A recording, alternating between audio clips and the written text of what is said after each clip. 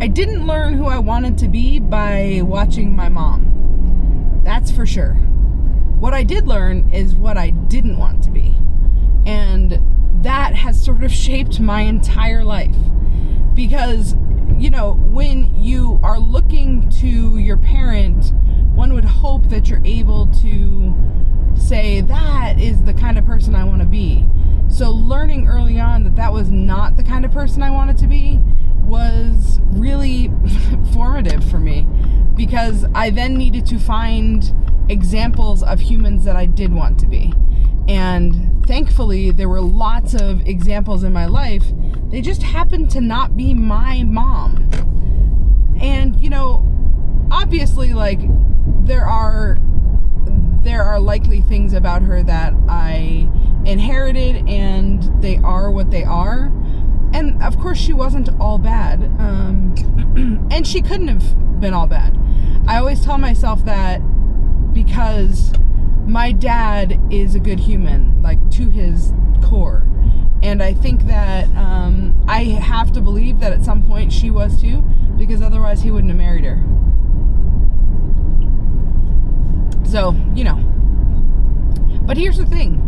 There is something really special and unique about being able to say, I don't want that stuff. I do want to have these values, right? I want to be a kind person. I want to be empathetic. I would rather be disliked for being too nice than hated for being a jerk. Because at the end of the day, to my core, I know that I'm a good person, and I want others to also believe that. The others to also believe that is a thing I'm working on, because really at the end of the day, it doesn't matter if others believe it. I mean, in the grand scheme of things, no. But do I want others to believe it? Yes. Therapy, I've been through lots and lots of therapy over the years. I just haven't yet dealt with that part of it. But we'll get there at some point.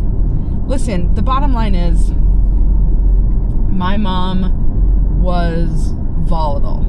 And the relationship I had with her was volatile. She would do all sorts of things that, people would absolutely balk at. And yet, at her funeral, it was shocking to me how many people had, really great things to say about her. And I say it's shocking because it's crazy to me when you look at a person and look at their whole life, and knowing that I was her daughter and I didn't know those things. I did not experience the human that they experienced, which is super weird, right? But at the end of the day, it is what it is. And I'm happy that people got to experience a side of her that was good and funny. Apparently she was funny. I didn't know that. So that I inherited then. She's funny. I'm funny. So, that's good. But knowing that going forward, as I was trying to figure out if I was going to have a family, and figuring out if I wanted to, how I was going to parent, was directly impacted by how my mom parented me, right? So there's a lot of people who were like, oh, my mom is a great mom, and so I want to do this, this, and this because she did this, this, and this. And for me, it was really like, oh, these are all the ways that I'm a little extra screwed up because of it, and the things that I'm not going to do, right? The things that I like that were hard passes for me. One of those things, of course, being like, when you're going through your life, you have this, I say this mixtape playing in your mind, and that mixtape consists of all the things people have ever said to you, good, bad, ugly, all of it. And unfortunately, the things that my mom said to me were the opposite of good. Very seldom did she say something kind and sweet to me. And it was important to me that when I became a mom, that mixtape be totally different for my kid. I wanted to make sure that my kid felt loved and cared for and supported in ways that I did not growing up. And I think that I'd like to believe overall I nailed that. But let me tell you, it was not without missteps. There were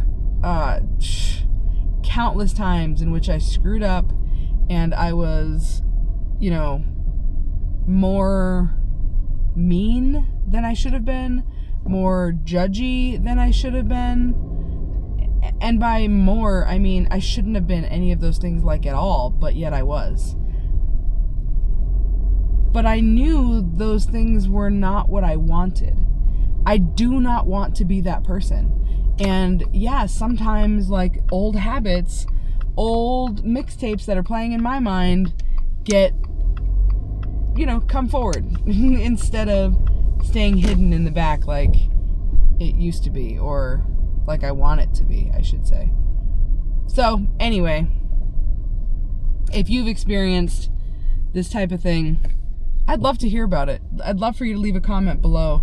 I want to try to use this channel to, you know, talk about what it looks like when you come out the other side of a maybe not so great upbringing, and what it looks like to like own that experience and not be a victim to that experience, but to use it as a tool for figuring out the human that you want to be.